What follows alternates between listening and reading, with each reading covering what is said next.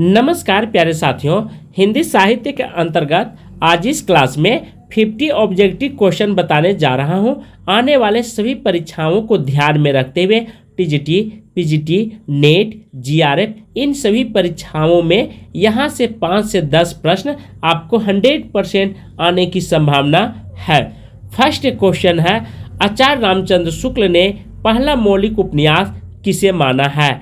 ए परीक्षा गुरु, बी रहस्य कथा, सी नूतन ब्रह्मचारी, डी सो अजान एक सुजान को। बहुत अच्छा क्वेश्चन है। आंसर परीक्षा गुरु का। इसका प्रकाशन वर्ष 1882 ईस्वी को माना गया है। किनके द्वारा लिखा गया है ये भी आप ध्यान रखेंगे। ये श्रीनिवास राय के द्वारा लिखी गई उपन्यास है। बहुत महत्वपूर्ण है क्योंकि प्रथम उपन्यास आचार्य रामचंद्र शुक्ल के द्वारा माना गया है, इसलिए आप सभी लोग ध्यान रखेंगे। ठीक है, श्रीनिवास दास के द्वारा कब? 1882 ईस्वी में। भी आई आप इसे लगा लेंगे। उसके बाद पंडित गौरी दत्त जो है, ठीक है, जो गोपाल राय गहमरी हैं, ये भी इम्पोर्टेंट रहता है। गोपाल राय ये किनको प्रथम उपन्यास मानते हैं? जो पंडित गौरी दत्त के द्वारा लिखी गई उपन्यास है। इस उपन्यास का नाम है देवरानी जेठानी की कहानी। इस उपन्यास का समय सीमा 1870 ईस्वी होती है। उसी प्रकार विजय शंकर एक विद्वान है, ये प्रथम उपन्यास मानते हैं, पर उस उपन्यास का नाम क्या है? जो सरदाराम फिलोरी के द्वारा लिखी गई उपन्यास है। किनके द्वारा? सरदाराम फिलोरी के द्वारा। कब? ठीक है, तो ये भाग्यवती को मानते हैं। किनको मानते हैं? भाग्यवती का। इसका समय सीमा 1877 ईस्वी हो जाती है। इस तरह से एक और महान विद्वान है जिनका नाम है बालकृष्ण भट्ट। ये 3 उपन्यास लिखे हैं और ये प्रथम उपन्यास के तौर पर नूतन ब्रह्मचारी को मानते हैं। ठीक है, जो 1890 ईस्वी में लिखी गई है। उसके बाद रहस्य कथा इन्हीं के द्वारा लिखा गया है। कौन सा रहस्य कथा? जो 1879 ईस्वी में। और तीनों इन्हीं का उपन्यास है। सो अजान एक सुजान। क्या है? सो अजान एक सुजान नाम करके, जो 1892 ईस्वी में लिखी गई थी। तो ये सब इम्पोर्टेंट यहाँ से हो जाती है। इन चीज़ों को आप ध्यान रखेंगे, नहीं तो बाद में फिर पछताएंगे। चूँकि मैं एक क्वेश्चन के साथ बहुत सारे पॉइंट रिलेट करके बता रहा हूँ। सेकेंड क्वेश्चन कि स्कंद गुप्त नाटक में कांति उपस्थित है, यह चेतावनी किसने दी थी? अनंत देवी ने, विजया ने, पृथ्वी सेन ने, स्कंद गुप्त ने। आंसर अनंत देव ने यह चेतावनी दिया था। यह स्कंद गुप्त नाटक जो जयशंकर प्रसाद के द्वारा लिखी गई है। किनके द्वारा? जयशंकर प्रसाद के द्वारा। ये भी इम्पोर्टेंट हो जाती है। जयशंकर प्रसाद का जन्म 1889 ईस्वी में होती है। देवी ने चेतावनी देती है। उसके बाद अनंत देवी जो होता है, यह मगध के सम्राट कुमार गुप्त को छोटी रानी रहती है, जो पुरुरवा की माता रहती है। किसका? पुरुरवा। ये इम्पोर्टेंट होता है क्योंकि पुरुरवा गुप्त जो था ये बहुत बार क्वेश्चन में आया हुआ है। तो इन तथ्यों का आप ध्यान रखेंगे। सेकेंड है, किसने कहा तुम पशु हो, तुम पशु हो, तुम पशु हो? गंधारी ने, युधिष्ठिर ने, कृतवर्मा ने, डी है व्यास ने। आंसर व्यास मुनि ने बोले थे कि तुम पशु हो, तुम पशु हो। ठीक है, यह कथन जो है अंधा युग का कथन है। कहाँ से लिया गया है? अंधा युग नाटक जो है वहीं से यह लिया गया है। ये भी आप ध्यान रखेंगे। बहुत बार क्वेश्चन आया हुआ है कि यह कहाँ की पंक्तियाँ हैं। तो इस तरह पंक्तियों पर आप विशेष ध्यान रखेंगे, नहीं तो फिर आपको दिक्कत की सामना करना पड़ेगा। लेखक कौन है? तो अंधा युग का धर्मवीर भारती है। ये भी आप ध्यान रखेंगे। धर्मवीर भारती इस नाटक का लेखककार है। थर्ड, हिंदी हिंदू हिंदुस्तान नारा किस साहित्यकार ने दिया था? माधव प्रसाद मिश्र, सरदार पूरन सिंह, प्रताप नारायण मिश्र, बाल मुकुंद गुप्त ने। हिंदी हिंदू हिंदुस्तान की नारा किसके द्वारा दिया गया है? ये भी बहुत महत्वपूर्ण रखता है क्योंकि यह प्रताप नारायण मिश्र के द्वारा दिया गया नारा है। इसने 1873 ईस्वी में हरिश्चंद्र मैगजीन की स्थापना किए थे। द्विवेदी ने, भारत तेंदुल ने, मौलवी इकराम ने, पंडित जुगल किशोर ने। तो किसने 1873 ईस्वी में हरिश्चंद्र मैगजीन की स्थापना किया था? तो भारत तेंदु के द्वारा 1873 ईस्वी में स्थापना किया गया था। ये भी इम्पोर्टेंट है। यह पत्र भारत तेंदु युग का मुख्य पत्र माना जाता है। सबसे प्रमुख पत्र में एक है किनका? भारत तेंदु का। ठीक है। इसका नाम 1874 ईस्वी में बदलकर हरिश्चंद्र चंद्रिका रखा गया था। ये भी आप ख्याल रखेंगे, बहुत इम्पोर्टेंट हो जाती है क्योंकि बहुत बार यह क्वेश्चन आया हुआ है। क्या नाम था? हरिश्चंद्र चंद्रिका। तो ये सब पॉइंटों को आपको ख्याल रखना है। ठीक है। इसके अतिरिक्त भारत तेंदु जी ने 1868 ईस्वी ने कवि वचन, ठीक है, कवि वचन सुधा नाम करके एक और पत्र जारी करते हैं जो 1868 ईस्वी में निकलता है। यह मासिक पत्रिका के रूप में जाना जाता है। किस रूप में? तो मासिक पत्रिका में, अर्थात महीने में निकलती है।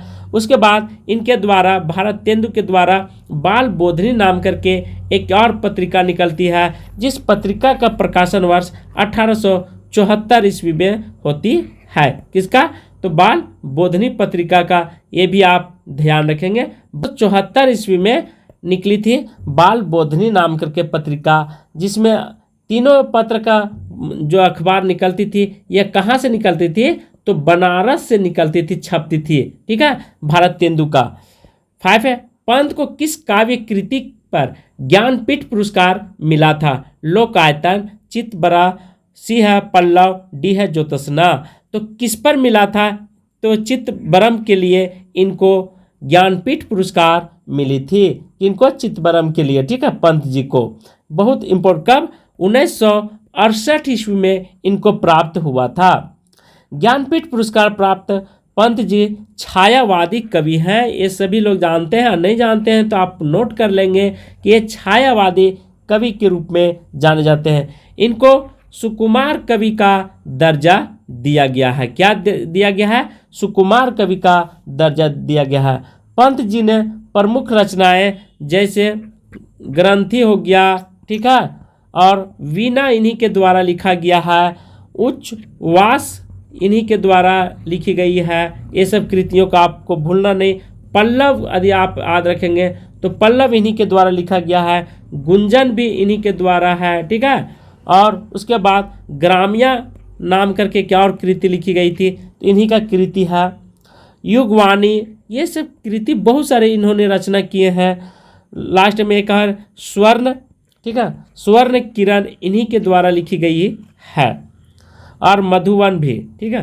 तो ये सब पंत जी का निबंध है। तो इनके लिए, इनको जो चिदंबरम के लिए ज्ञानपीठ पुरस्कार प्राप्त हुआ था। और पंत जी का और है कला और बुढ़ा चांद, लोक आयतन, ये सब पंत का ही कृति है, निबंध है। ठीक है। तो इन चीज़ों का आपको भूलना नहीं है। 6 है, सर्वेश्वर दयाल सक्सेना की नाटक कृति का नाम है तिलचट्टा, शुतुरमुर्ग, अंधों का हाथी, बकरी। सर्वेश्वर दयाल सक्सेना का जो कृति है यह किन के द्वारा लिखी गई है? ठीक है। कौन सा कृति है? तो बकरी इन्हीं के द्वारा लिखा गया है, सर्वेश्वर दयाल सक्सेना के द्वारा।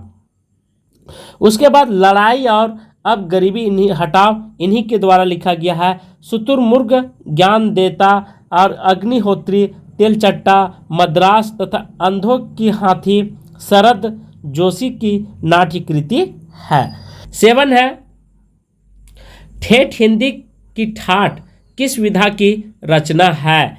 तो ठेठ हिंदी की ठाठ किस विधि की रचना है या किस विधा की रचना? काव्य है, आलोचना है, नाटक है, उपन्यास है। तो ठेठ हिंदी का ठाठ जो है यह उपन्यास विधा से लिया गया है।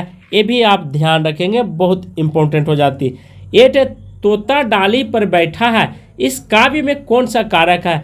करण कारक, संबंध कारक, अधिकरण कारक, अपदान कारक।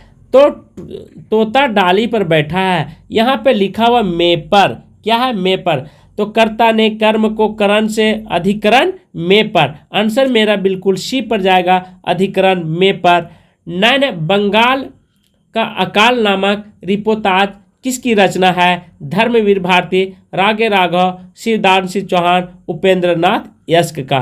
तो बंगाल का अकाल यह किनके द्वारा लिखी गई है? रागे राघव के द्वारा यह कृति लिखी गई है। आचार्य रामचंद्र शुक्ल के अनुसार कबीर ने अपने साखियों में शुद्धकड़ी भाषा का प्रयोग किया है।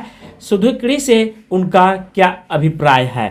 ब्रज भाषा मिश्रित पूर्वी बोली, बी है ब्रज भाषा मिश्रित खड़ी बोली, सी राजस्थानी पंजाबी मिली खड़ी बोली, डी है 5 भाषाओं से मिश्रित बोली। अर्थात शुद्धकड़ी भाषा किन भाषाओं से मिक्स होकर के बना है, ये आपसे क्वेश्चन कह रहा है। बहुत अच्छा क्वेश्चन है और आप देने का प्रयास जरूर करेंगे।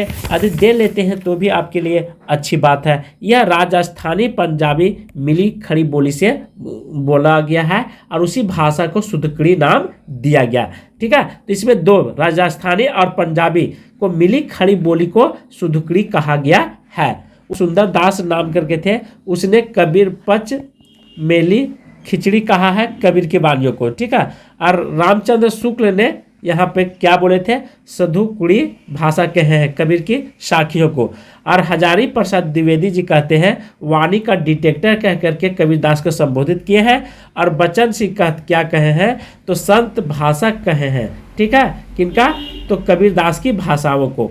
तो ये 4 पॉइंट यहाँ से आप नोट कर लेंगे। फर्स्ट है श्याम सुंदर दास के द्वारा पचमेली खिचड़ी कहा जाता है कबीर के वाणियों को, और रामचंद्र शुक्ल को शुद्धकड़ी बोले हैं। और थर्ड है आचार्य हजारी प्रसाद द्विवेदी ने वाणी का डिटेक्टर कहते हैं, बचन सिंह कहते हैं संत भाषा कह करके संबोधित किए हैं। तो ये सब तथ्यों को आप चीज़ों को ध्यान रखेंगे।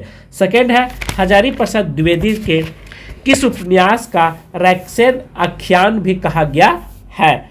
बाण भट्ट की आत्मकथा, चंद्रोदय लेख, पूर्णवा, डी है अनामत दास का पोथा। तो किसे बोला गया है? रेक्स उपन्यास के रूप में जाना जाता है। आंसर अनामत दास का पोथा, इसे ही रेक्स अखान के रूप में जाना जाता है। सेकंड, मेरे राम का मुकुट भींग रहा है निबंध अपने समय में बड़ा चर्चित रहा। यह निबंध किसकी है? प्रताप नारायण मिश्र, विद्यानिवास मिश्र, कुबेर नाथ राय, हजारी प्रसाद द्विवेदी जी। आंसर विद्यानिवास मिश्र का है। मेरे राम का मुकुट भींग रहा है, यह बहुत विख्यात निबंध है, यह जाकर के पढ़ना चाहिए। क्योंकि मेरे राम के उसके बाद विद्यानिवास ये जो है ये ललित निबंधकार के रूप में जाने जाते हैं। किस रूप में? ललित निबंधकार के रूप में जाने जाते हैं, ये भी आप ख्याल रखेंगे। ठीक है, इसके बाद इनके और बहुत सारे निबंध लिखे हैं, जैसे अन्य है चितवन की छा, इन्हीं के द्वारा लिखा गया है चितवन की छा। और कदम की फूल, ये भी इन्हीं के द्वारा लिखा गया है कदम की फूल। और तुम चंदन हम पानी, ये विद्यानिवास मिश्र के बहुत अच्छे अच्छे निबंध लिखे हैं, इसलिए इन निबंधों को आप याद रखेंगे। और लास्ट में है आंगन की पंछी, इन्हीं का है, विद्यानिवास मिश्र का है। हमारा मन, इन्हीं का, विद्यानिवास मिश्र का है। और मैंने सिल पहुंचाई, तो ये 4-5 निबंध इन्होंने लिखे हैं, लेकिन बहुत ही फेमस निबंध है। इन निबंधों का समय सीमा और कृति याद रखेंगे किनके द्वारा लिखी गई है। थर्ड है राग गोविंद की रचिता का नाम बताइए। सूरदास, नंददास, रहदास, मीराबाई। तो राग गोविंद किनके द्वारा लिखी गई है? ये बहुत अच्छी क्वेश्चन है, आप इसे जरूर जवाब देंगे। आंसर मीराबाई के द्वारा लिखा गया, जिन्होंने कृष्ण भक्ति में, ठीक है, अपनी जान दे दिए कृष्ण को पाने के लिए, वो मीरा है। तो राग गोविंद मीरा ने लिखे हैं। इनकी अन्य प्रसिद्ध रचनाएं भी हैं, जैसे नरसिंह जी की मायरा, इन्हीं के द्वारा लिखा गया है। नरसिंह जी की मायरा मीराबाई के द्वारा। राग सोठा अधिक कहेगा, तो राग सोठा मीराबाई के द्वारा लिखी गई है। गीत गोविंद, ठीक है, गीत गोविंद इन्हीं के द्वारा लिखी गई है। तो ये सब तथ्यों का आप ध्यान रखेंगे। और एक है मलार राग सत्यभामा, तो ये मीराबाई के द्वारा लिखा गया है। तो ये कृतियों का आपको ख्याल रखना होगा। 4 है संत कवि गुरु नानक देव का जन्म कहाँ हुआ था? अमृतसर, तंडवाली, सी है नादे, डी है नानक काना में। तो संत कवि गुरु के जन्म कहाँ हुआ था? तलवंडी में हुआ था, ये भी ध्यान रखेंगे। संत गुरु के नाम से जाने जाते थे और बहुत ही विख्यात कवि हैं। और बहुत सारे संत कवि हैं, जैसे रहदास का नाम, ये भी संत कवि के रूप में जाने जाते हैं। नानक हो गए, ये संत कवि हैं। दास, ठीक है, ये मलुक दास, ये भी संत कवि के अंतर्गत आते हैं। ये प्रमुख जो थे ये निर्गुण कवि काव्य धारा से ताल्लुक रखते हैं। और भक्ति धारा के दूसरी काव्य धारा इसे प्रेमाश्री के नाम से भी जाना जाता है। तो ये सब चीज़ों का आप ध्यान रखेंगे। और दादू भी इसी पंक्ति में आते हैं, ठीक है, संत कवि के रूप में। और कबीर भी, ये सब क्या है, संत कवि। इन्होंने न मूर्ति पूजा पर विश्वास किए, न मंदिर न मस्जिद में, केवल ये उस स्वरूप को देखना चाहते थे जो अदृश्य है, उसी स्वरूप को ये सब मानते थे। 5 है, ज्ञान मार्गी शाखा के कवि को किस नाम से पुकारा जाता था? सिद्ध कवि, नाथ कवि, गुरु भक्त कवि है, और डी है संत कवि के रूप में। तो बहुत अच्छा क्वेश्चन है, आप इसे जरूर जवाब देंगे। क्वेश्चन कहता है ज्ञान मार्गी शाखा को किस नाम से जाना जाता है? तो ज्ञान मार्गी शाखा के कवि को किस नाम से जाने जाते हैं? आंसर संत कवि के रूप में जाने जाते हैं। 7 है, अंगद पेज की रचना किसने की है? नाभादास, धरणीदास, ईश्वरदास, मलुकदास। तो अंगद पेज किनकी रचना है? यह ईश्वरदास की रचना है। इनकी अन्य रचना है सत्यवर्ती, ठीक है, सत्यवर्ती कथा भी इन्हीं की रचना है, ईश्वरदास की, बहुत विख्यात है, इसलिए आप इसे ध्यान रखेंगे। 7 है, बेरवे नायिका भेद किसकी रचना? कृपाराम, रहीम, तुलसीदास, केशवदास। बेरवे नायिका किनका है? तो यह रहीम दास की है। 8 है, ये हिंदी के प्रधान आचार्य में माने जाते हैं और इनका भाषा भूषण अलंकार ग्रंथ एक बहुत ही प्रचलित पाठ ग्रंथ रहा है। रामचंद्र शुक्ल के उपयुक्त बात किस रीतिकालीन कवि के विषय में कही गई है? मतीराम, देव, महाराज और पद्माकर। यह किनके विषय में कहा गया है? तो महाराज कवि के बारे में बोला गया है। आचार्य रामचंद्र शुक्ल की रीति कवि महाराज जीवंत सिंह के विषय में कही गई है, ये भी आप ध्यान रखेंगे। जीवंत सिंह के बात में, मतलब जीवंत सिंह के विषय में इनका पूरा नाम था, महाराज का पूरा नाम था जसवंत सिंह नाम था, ठीक है। तो महाराज जसवंत सिंह के विषय में कहा गया है। और ये कहाँ के थे? तो मरवाड़ा के रहने वाले नरेश के, ठीक है, गजराज सिंह के द्वितीय पुत्र थे। कौन थे? गजराज सिंह के द्वितीय पुत्र थे, जो भाषा भूषण ग्रंथ अलंकारों का पाठ ग्रंथ लिखे थे। तो ये सब चीज़ आप ध्यान रखेंगे। दरिदा लेखन को किसका स्रोत मानते हैं? दर्शन का, ज्ञान का, भावों का, तमाम सांस्कृतिक कर्म का। आंसर तमाम सांस्कृतिक कर्म का दरिदा लेखन यहाँ पे मानते हैं। दरिदा एक महान दार्शनिक के रूप में जाने जाते हैं, जिन्होंने यूरोप में इनका गहन प्रभाव था। और दरिदा अत्यधिक पूर्ण निर्माण के प्रतिपादन पर जोर दिए थे।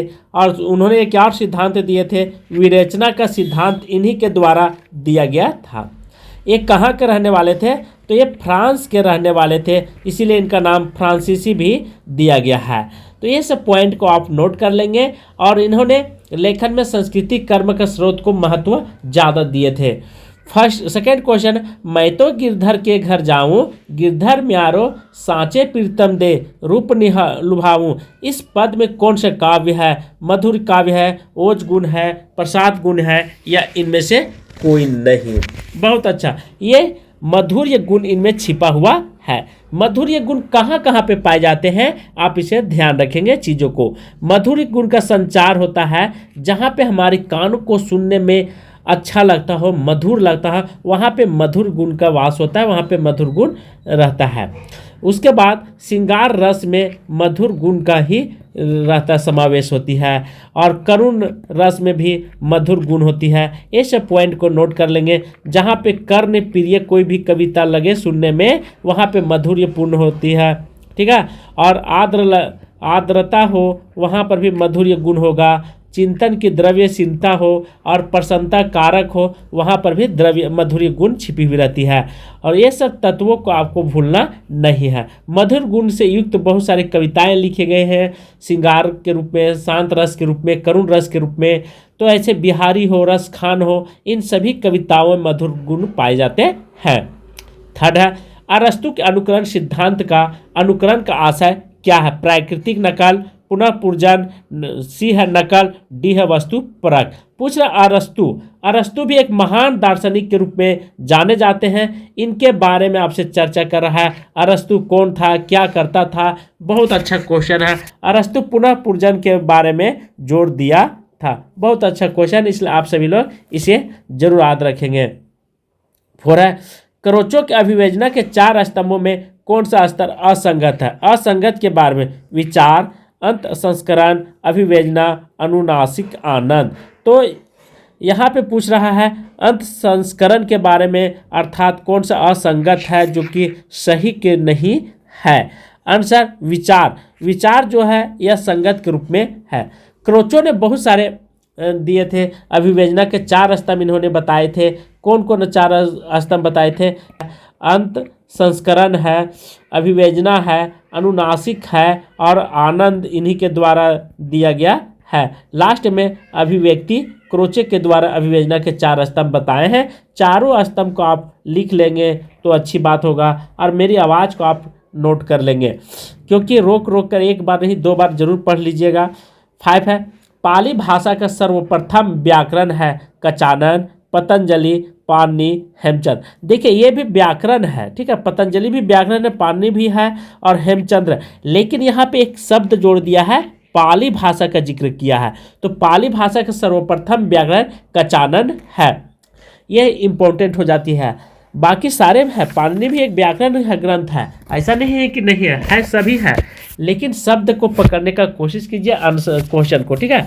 बिना क्वेश्चन पढ़े हुए आप आंसर डायरेक्ट नहीं दीजिएगा।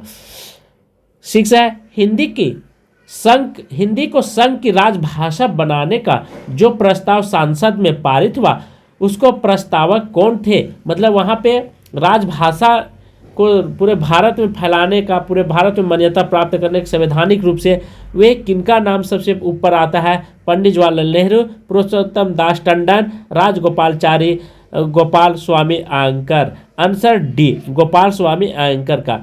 हिंदी संघ की भाषा। संघ मतलब होता है राज्य, क्या होता है? संघ मतलब होता है राज्य।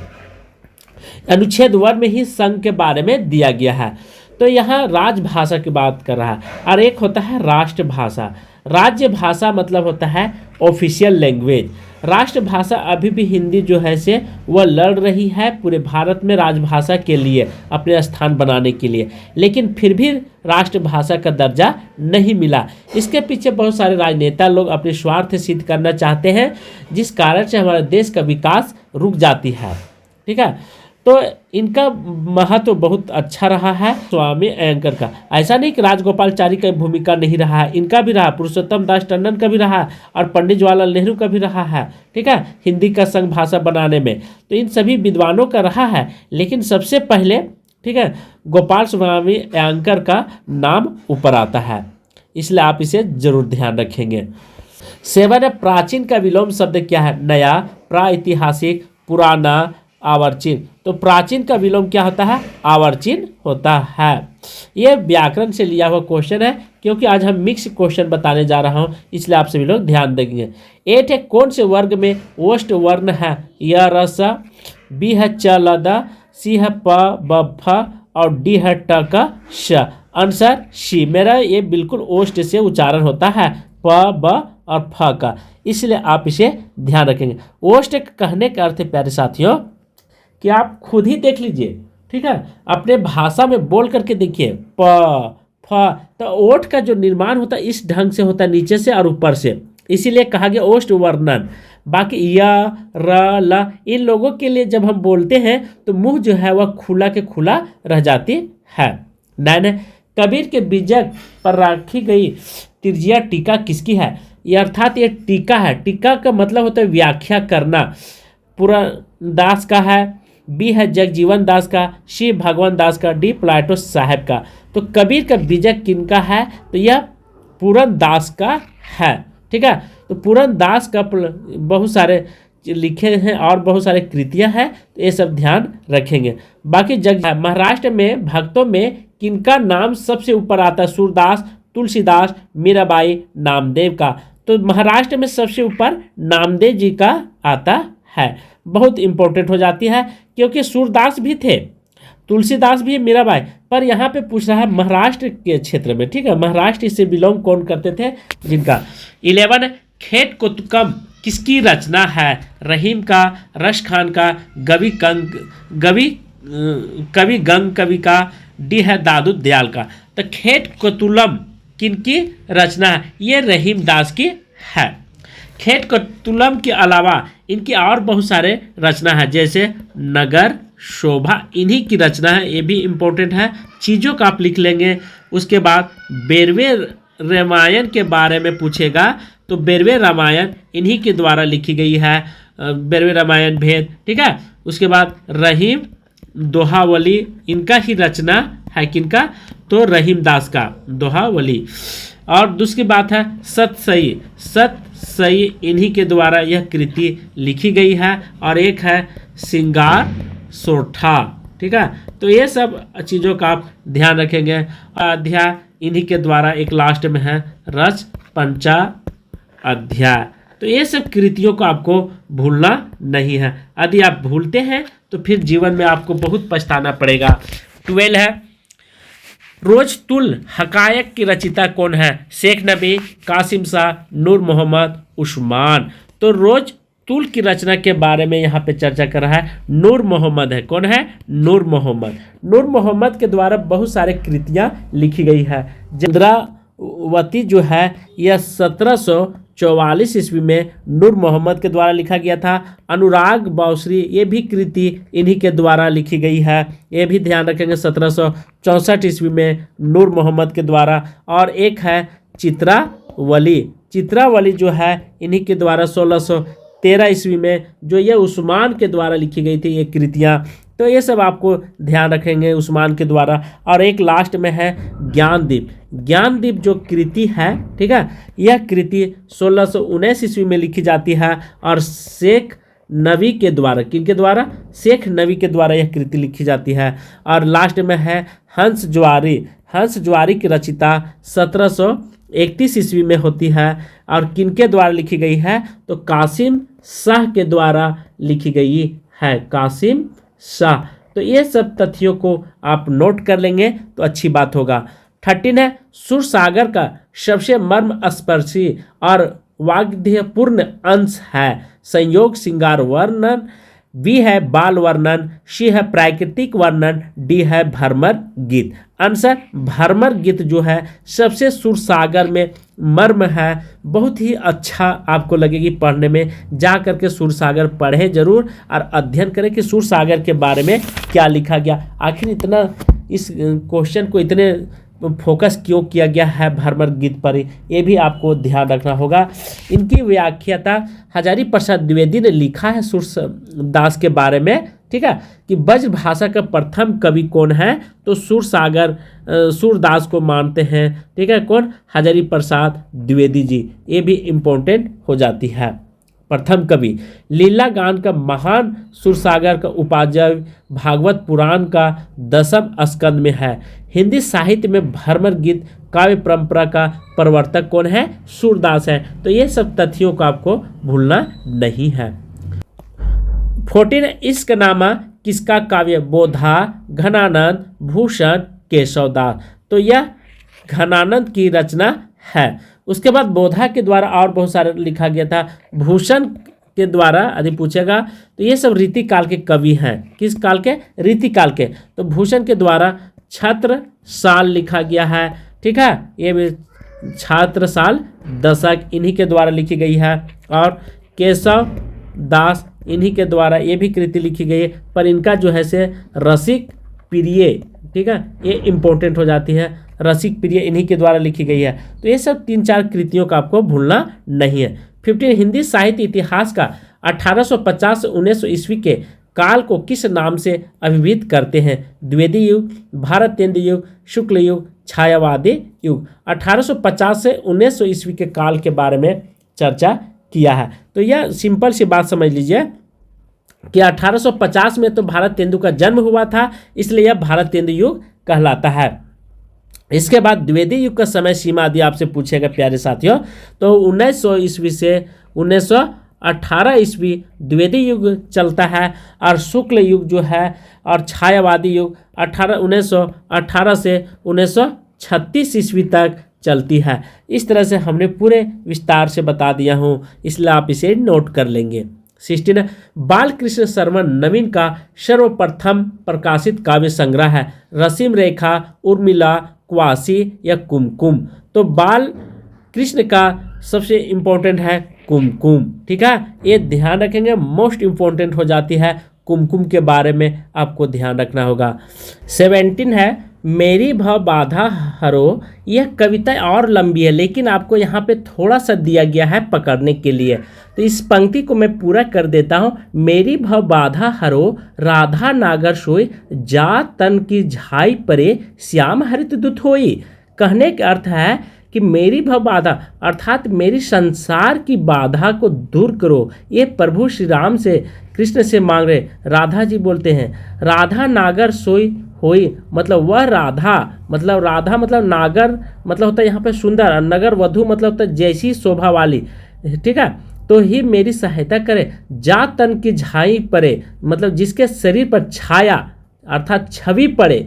श्याम हरिदूत होई, तो श्याम मतलब कृष्ण जी कैसे थे, छाया के जैसे थे, श्याम वर्ण के थे, तो इसीलिए राधा कहती है राधा के प्रेम में रंगा हुआ हो। तो ये सब आप ध्यान रखेंगे। तो मैं फिर से बता देता हूँ, हे राधा रानी मेरी संसार की बधाएं हर लो। आप ही वह सुंदरी हैं जिनके तन की छाया मात्र से श्री कृष्ण का श्याम रंग भी हरित हो जाता है। अर्थात आप इतनी प्रभावशाली हैं कि स्वयं भगवान श्री कृष्ण भी आपके प्रेम में अपना रूप बदल लेते हैं। ऐसी महाशक्ति वाली राधा मेरी भी रक्षा करें। यह इसमें श्रृंगार रस छिपा हुआ, भक्ति और श्रृंगार रस का अद्भुत मेल है इस कविता में, तो ये सब ध्यान रखेंगे। और यह कविता जो है बिहारी के द्वारा लिखी गई है, 700 दोहों का संग्रह है। और कहाँ से उठाई गई कविता है, तो सतसई से यह पंक्ति ली गई है, ये भी इम्पोर्टेंट हो जाती है। श्रृंगार रस का बिजोड़ इसमें आपको देखने को मिलेगा, तो इन सभी तथ्यों का आपको ध्यान रखिएगा। 18 राम की शक्ति पूजा की रचना निराला जी ने कब की थी? 1936, 1937, 1938, 1935 में। राम की शक्ति पूजा 1936 ईस्वी में किए थे। दोस्तों राम की शक्ति पूजा में यह एक कविता है, ठीक है, इसमें भगवान श्री राम के बारे में चरित्र चित्रण और रावण के बारे में किया गया है, ये ध्यान रखेंगे। कुछ पंक्तियां आपको मैं बता देता हूं, इसी से रिलेटेड है। हे महाशक्ति दुर्गे माँ तुम्हें नमामि, विजय के लिए वरण किया राम ने, शक्ति का किया अर्चन, किया पूजन, किया हवन। हाय एक फूल कम पड़ गया, एक दोष रह गया, राम का मन कांप उठा, क्या इसी में विजय रुकेगी? तो ये पंक्ति का अर्थात राम रावण के युद्ध करने से पहले देवी दुर्गा की पूजा करते हैं। उन्होंने 108 नील कमल चढ़ाने का संकल्प लिया, लेकिन एक कमल जो है वह शेष रह जाती है। वे सोचते हैं मुझे तो कमल नयन कहाँ गया है, और क्या अपना नेत्र चढ़ा दो? जैसे ही वे अपना नेत्र चढ़ाने की तैयारी करते हैं तो देवी प्रकट होती है, माँ देवी, और देवी उनकी भक्ति और साहस में प्रसन्न हो जाती हैं और उन्हें आशीर्वाद देती हैं विजय भवा का। तो इस तरह से राम की शक्ति पूजा कविता निराला के द्वारा लिखी गई है, बहुत अच्छी कविता है, आप उसे जाकर के जरूर पढ़ेंगे। शत्रु नाटक प्रकाशित कब हुआ था? 1922 ईस्वी, 1926, 1930, 1931 में। तो अजात शत्रु जो नाटक यह लिखी गई है 1922 ईस्वी में कृति लिखी गई है। यहाँ पे ये कृति किनके द्वारा यह नाटक लिखा गया? तो जयशंकर प्रसाद के द्वारा। इनका जन्म 1889 ईस्वी में, लेकिन जयशंकर प्रसाद के द्वारा लिखी गई नाटक आप मंचाधीन नहीं कर सकते हैं, मंच पर नाटक नहीं खेल सकते हैं। इनकी नाटक में बहुत बड़ी खामी पाई गई है। इनके द्वारा सज्जन नाम करके एक नाटक लिखी गई थी। इनका समय सीमा 1910 ईस्वी हो जाती है। कल्याणी का यदि समय सीमा यदि आपसे पूछेगा तो कल्याणी का समय सीमा आप ध्यान रखेंगे, इनका समय सीमा 1912 ईस्वी होती है। और करुणालय इन्हीं के द्वारा लिखा गया है, जिनका समय सीमा 1912 ईस्वी ये भी हो जाता है। प्रायश्चित इन्हीं के द्वारा लिखा गया है, ये भी इम्पोर्टेंट है, और समय सीमा 1913 ईस्वी। और राजश्री इन्हीं के द्वारा लिखी गई है, जो राजाओं के बारे में इनका नाटक 1915 ईस्वी। एक और रहता है नज्ञ अज्ञ 1926 ईस्वी में लिखी गई अंतिम नाटक होती है। तो इस तरह से जयशंकर प्रसाद ने नाटक लिख करके एक गद्य विधा का बहुत ही महत्व दिए हैं, मतलब ऊंचाइयों तक पहुंचाने का काम किए हैं।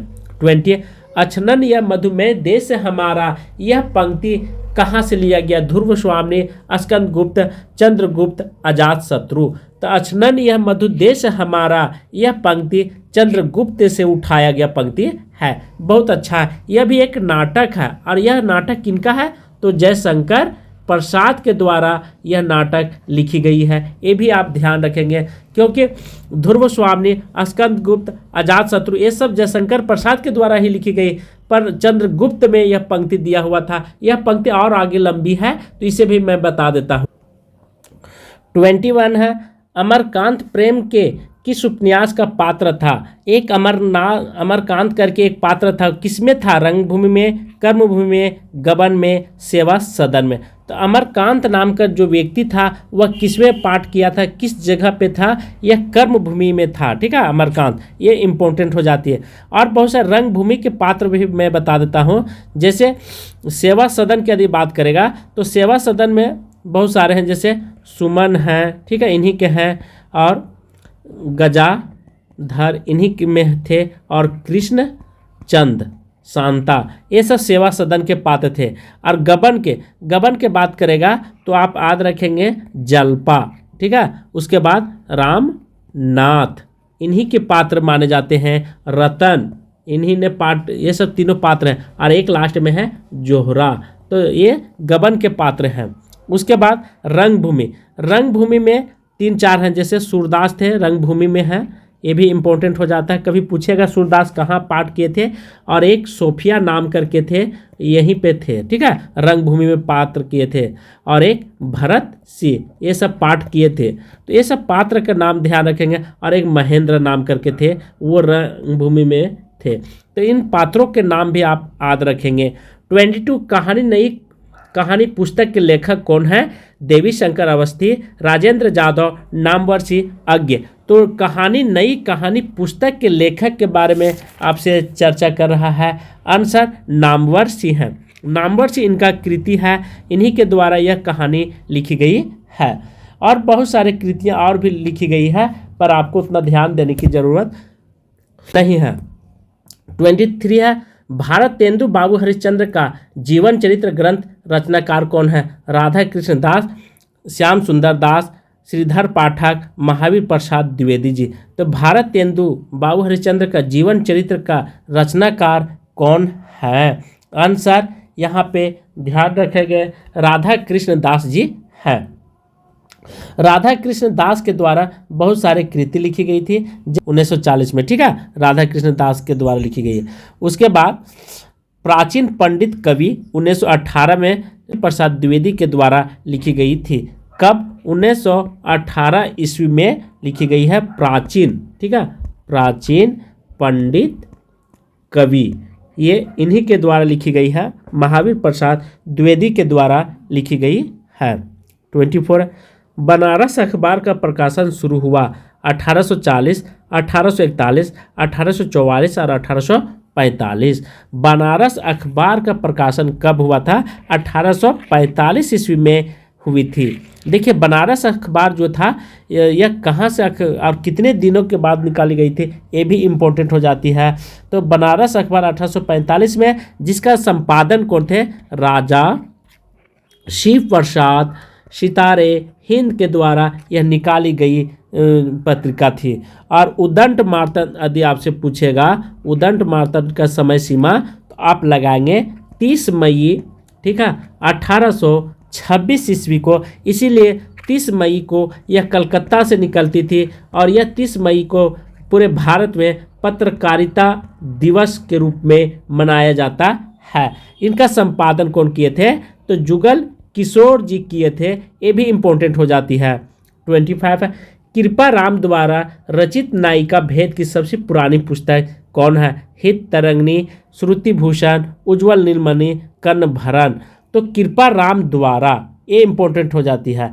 कृपा राम द्वारा क्या लिखा गया था, हित तरंगिणी का निर्माण किया जाता है। उसके बाद श्रुति भूषण के द्वारा और कर्ण भरण, ये सब आपको ध्यान रखना है। कृपा राम हित तरंगिणी कब लिखी गई थी, 1541 ईस्वी में इसकी समय सीमा है। यह रीति निरूपक कवि के रूप में जानी जाती है और पुरानी पुस्तक मानी जाती है। भेदोभाद का उल्लेख है। यहाँ पे 5 तरंग विभक्त किया गया, कितना, 5, ठीक है, तरंगों में विभक्त किया गया है। और विभक्त के साथ साथ यह रचित सतसई काव्य परंपरा का प्रथम ग्रंथ है। उज्ज्वल नीलमणि, अरूप गोस्वामी, कर्ण भरण, गोविंद, इन्हीं के द्वारा लिखी गई है, कृपा राम के द्वारा। तो आज की क्लास में यहीं पे समाप्त कर रहा हूँ। थैंक यू, धन्यवाद।